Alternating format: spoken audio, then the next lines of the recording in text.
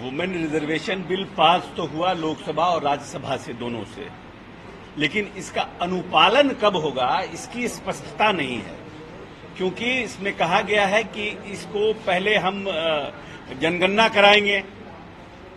अब 2011 का जो जनगणना था उसको इन लोगों ने टेबल नहीं किया। जो समय पर पिछले बार 2 साल पहले जो जनगणना होना था वो जनगणना नहीं कराया गया। तो भविष्य में जब जनगणना होगी और उसके बाद परिसीमन होगा और उसके बाद ये महिला बिल को लागू कराया जाएगा।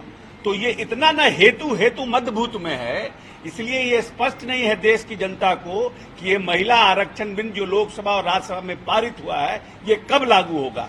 5 साल में लागू होगा, 10 साल में लागू होगा या 15 साल में लागू होगा। क्योंकि जब आपने जो जनगणना कराना था, जातीय जनसंख्या का जो गणना कराना था, जो कास्ट का पॉपुलेशन का कराना था, वो तो आपने पिछली बार समय पर किया नहीं। तो अगली बार भी आप समय पर कर पाइएगा कि नहीं कर पाइएगा, ये देश की जनता को संशय है इसमें। और उसके बाद फिर परिसीमन होगा। आपने जो पार्लियामेंट बनाया है उसकी संख्या को आपने बढ़ा दिया है, तो आप क्या करिएगा?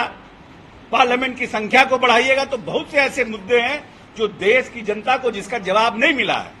इसीलिए ये महिला आरक्षण बिल भी 15 लाख रुपए जो खाते में जाएंगे, बेरोजगारों को नौकरी देंगे, महंगाई को कम करेंगे, उसी तरह से ये महिला आरक्षण बिल भी उसी तरह से नहीं हो जाए। इसीलिए देश की जनता को और हम लोगों पर इस पर संशय है।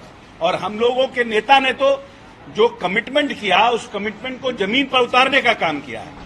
इसीलिए हम चाहते हैं कि जो मॉडल बिहार का, नीतीश कुमार का जो बिहार का मॉडल है, वो मॉडल को एक्सेप्ट करना चाहिए हूबहू और जल्द से जल्द इसको इम्प्लीमेंट करना चाहिए। बिहार में कोई काम ही नहीं होता।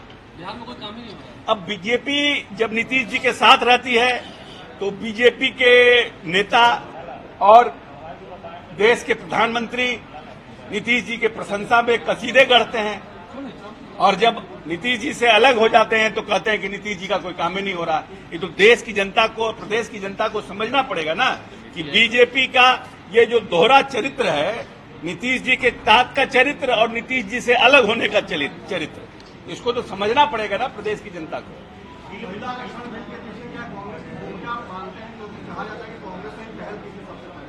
नहीं, निश्चित रूप से महिला आरक्षण बिल के ऊपर सभी राजनीतिक दल ने अपने अपने तरह से उसको समर्थन दिया है समय समय पर।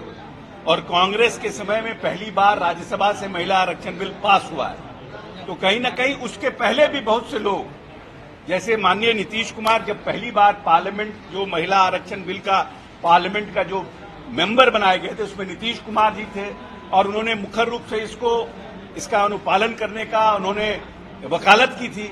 और यही कारण रहा कि जब प्रदेश के में उन्होंने मुख्यमंत्री का चार्ज लिया तो सबसे पहला बिहार प्रदेश बना जहां पंचायती राज व्यवस्था में जो राज्य को अधिकार था महिलाओं को राजनीतिक रूप से सशक्त करने का, उसमें नीतीश कुमार ने एक महत्वपूर्ण भूमिका का निर्वहन किया और बिहार पहला राज्य बना देश में जिसने पंचायती राज व्यवस्था में महिलाओं को आरक्षण दिया।